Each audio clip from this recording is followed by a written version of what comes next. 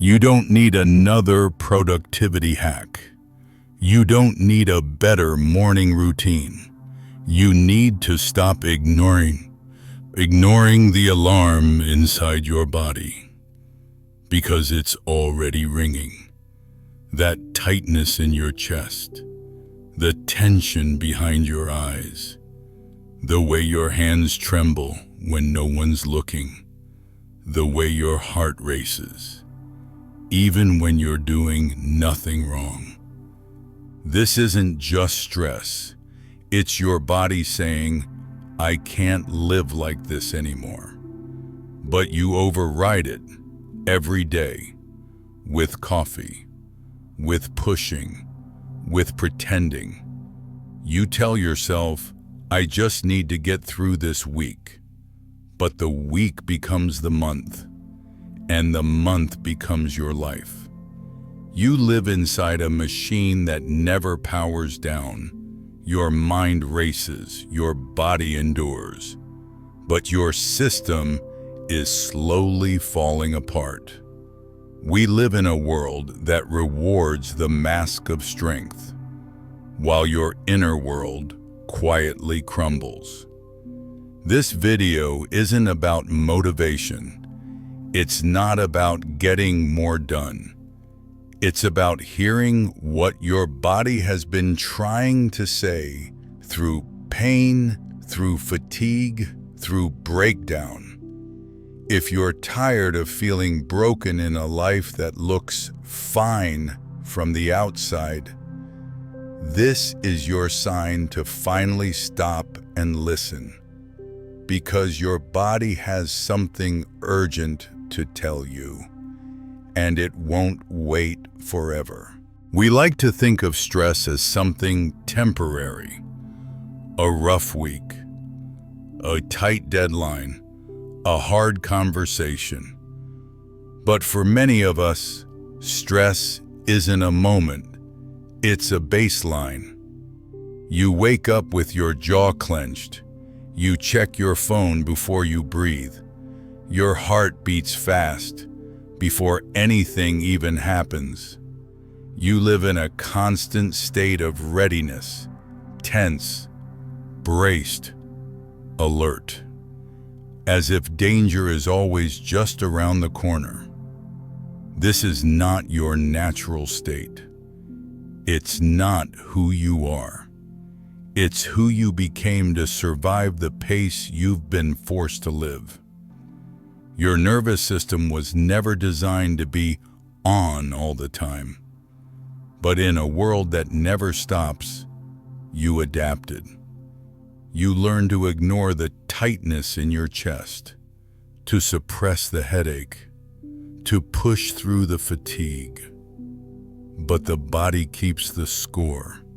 The stress you didn't feel because you didn't have time to feel it is still inside you, stored in your muscles, in your gut, in your skin, your breath, your sleep. Maybe that's why your digestion is off, why your immune system keeps crashing, why your sleep feels like you're not really resting. These aren't random symptoms, they're messages. Your body is not malfunctioning. It's responding to the life you're asking it to endure. And the question is, how long do you expect it to keep carrying this before it collapses? Burnout doesn't always look dramatic. It doesn't always end with a breakdown on the floor or a panic attack in public. Sometimes it looks like this. You forget simple things. You can't find the words you used to say with ease. You reread the same sentence 5 times and still don't remember it. You're not crying. You're not screaming. You're just blank, numb, fading. You tell yourself you're just tired, that you need a good night's sleep. But rest doesn't restore you anymore, Because what you need isn't just rest. You need repair. There's a difference between sleep and recovery, between doing less and actually healing. Your body is in survival mode. And in survival mode, digestion shuts down. Memory weakens. Emotions flatten. You become a shell of your former self, still functioning but barely living, and no one notices. Because you still show up. You still smile. You still perform. But inside your body is shutting down systems to conserve energy. Because you never gave it a break. This is how the collapse happens. Quietly, slowly, internally. Until one day you wake up and realize you don't recognize yourself anymore. This is the cost of never stopping. This is what the fast life steals from you, piece by piece. Your body is incredibly wise. It will protect you for as long as it can. It adapts, it adjusts, it compensates. But every adaptation comes with a cost. When you don't slow down, your body finds other ways to keep going. It steals energy from your digestion to fuel your mind. It suppresses your immune system to keep you alert. It numbs your emotions so you can keep performing. You survive, but not without consequences. You normalize headaches. You get used to chest tightness. You think anxiety is just your personality now.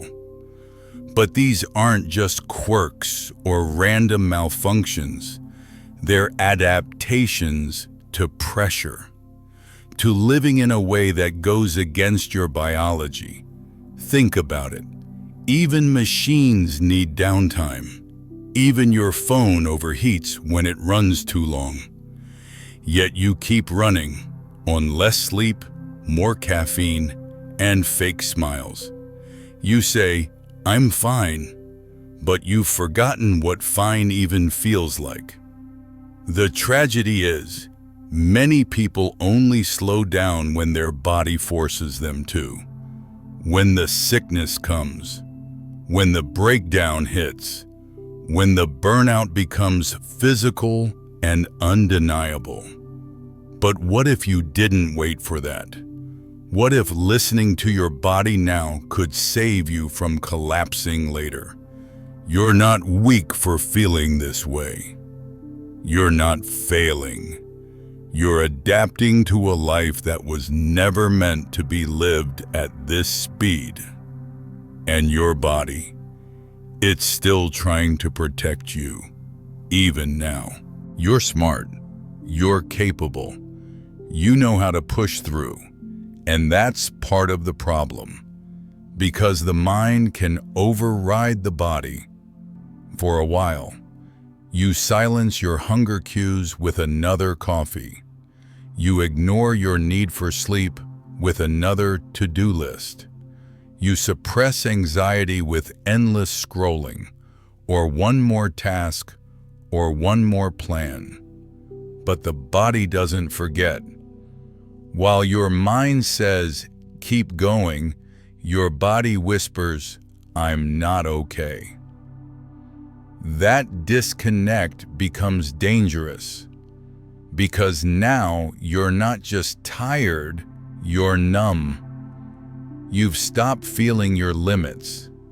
You can't tell the difference between being productive and being in survival mode. And when you can't feel your limits, you push until something breaks. We celebrate mental toughness. We admire people who never stop. But there is nothing admirable about ignoring the body until it crashes.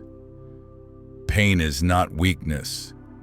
Fatigue is not laziness. They're signals. And when you learn to ignore your body, you lose the most honest source of truth you have. If you've ever felt like you're doing everything right, but you're still anxious, still tired, still disconnected, this is why. Your mind has been managing, but your body has been suffering. And the longer the two are divided, the harder it becomes to feel whole again. Your body has a language. It speaks through tension, through tightness, through racing hearts, through shallow breath. It whispers when you start to drift away from yourself. And it screams when you've gone too far. But most of us never learned how to listen. We were taught to think our way out of everything, to analyze, fix, optimize, but not to feel, not to slow down, not to ask the body, "What are you trying to say?" We treat emotions as problems, pain as inconvenience, fatigue as failure. But the body doesn't lie. It doesn't care about your calendar, your deadlines, or your ambitions. It cares about survival, and it will sacrifice function to keep you alive. That's why you start forgetting things, why you get sick more often, why you feel detached, disconnected, like you're floating through your own life. Your body isn't betraying you, it's been fighting for you, even when you didn't notice, even when you were too busy to care. The headaches, they're boundaries you didn't set. The back pain, the weight of what you carry but never express. The insomnia, your nervous system stuck in on because it's forgotten how to feel safe. What would happen if you stopped seeing these signs as random? What if you treated them as wisdom? Because healing doesn't begin in the mind. It begins the moment you listen to the body and believe what it's been trying to say all along. You're always doing something, running, planning, managing. But when was the last time you truly felt your life? Not just moved through it, but actually inhabited it. Most people don't realize how much they've disappeared from themselves. They eat without tasting. They breathe without noticing. They smile without meaning it. Because when you live in constant motion, you lose the ability to feel the moment you're in. You might be achieving, but you're not alive in it. You're not present. You're not grounded. You're disconnected from your own experience, like a stranger watching your life from the outside. And your body knows. It grieves the silence. It tightens, aches, screams, just to be heard again. Not because something is wrong with you, but because this way of living is not natural. You weren't designed to move at the speed of machines, to absorb this much noise, to respond to every message, every alert, every demand. Your nervous system is still wired for nature, for cycles, for pauses, for connection. And when you deny it those things, your body starts to fade. Not suddenly, but slowly. So slowly that you might not notice, until you no longer feel like yourself. This isn't about giving up, it's about coming back to your body, to your breath, to your life, before it passes you by completely. Somewhere along the way, we began to believe that rest must be earned, that unless you've exhausted yourself, you don't deserve a break. But your body doesn't care how much you got done. It only knows how much it can take. Rest is not indulgence. It's not laziness. It's biology. Your nervous system needs rhythm, activation and recovery, effort and stillness. Breath in, breath out. But the world tells you to inhale endlessly, to go, go, go, until something inside you collapses.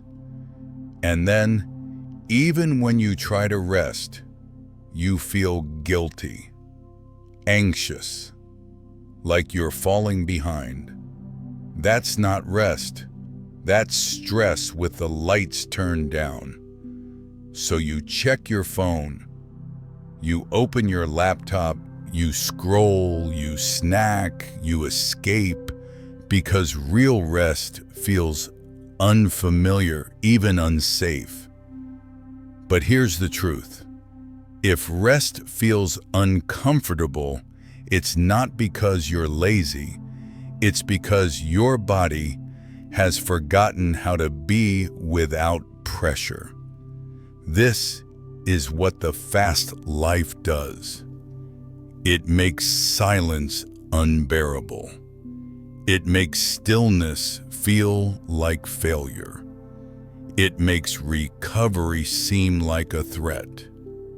But there is nothing wrong with you for needing rest. What's wrong is a culture that makes exhaustion the norm and praises those who break themselves to keep up. You don't need to earn your right to pause. You already have it.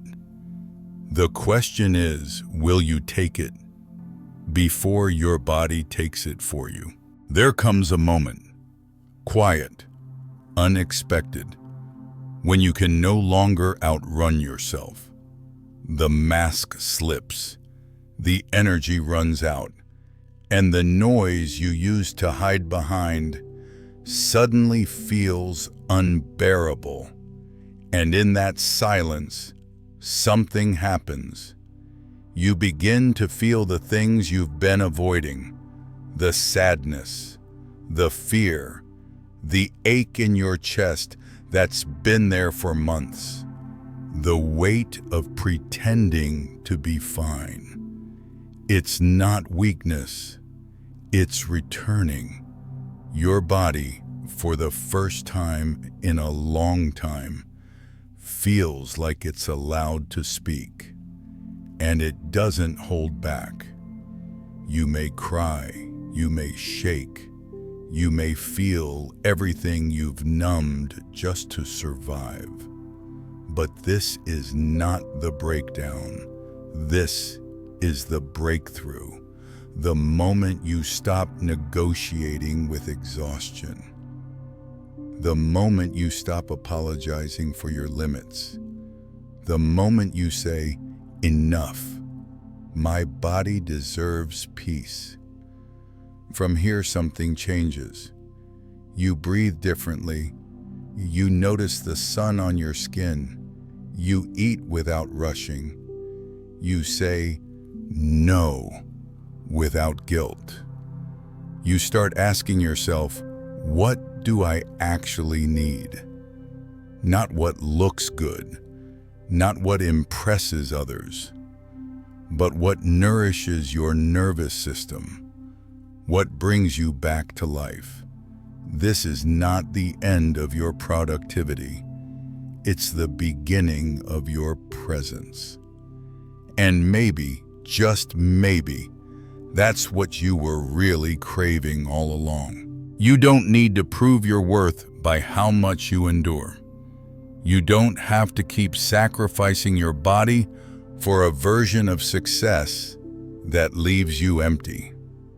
You are allowed to live differently, to choose slow over constant, depth over speed, peace over pressure. And no, the world won't applaud you for it, at least not at first. But your body will, your breath will, your nervous system will start to exhale for the first time in years. Healing doesn't come from pushing harder, it comes from finally choosing softness, from saying, I won't abandon myself anymore. It's not a perfect process. You'll still feel the urge to rush, to prove, to please, to stay in motion. But now you'll recognize it for what it is: a trauma response, a cultural reflex, a habit, not a truth. And slowly, you'll begin to rewrite the rhythm of your life, with pauses, with boundaries, with rest that heals, not just distracts, because the fast life is not a badge of honor. It's a warning sign. And choosing to slow down isn't weakness. It's the most radical form of self-respect you can practice. So ask yourself, what pace does your soul move at? Then start walking at that speed. That's where life begins again. Not in the rush, but in the return. If this video spoke to you, if it made you pause, reflect, or simply breathe a little deeper, then this space was made for you. We create content to help you slow down, reconnect, and heal at your own pace, in your own way. So if you don't want to keep living on autopilot, if you're ready to listen to your body, your mind, and your heart again, follow us here. There's more to unlearn and much more to remember. You're not alone in this.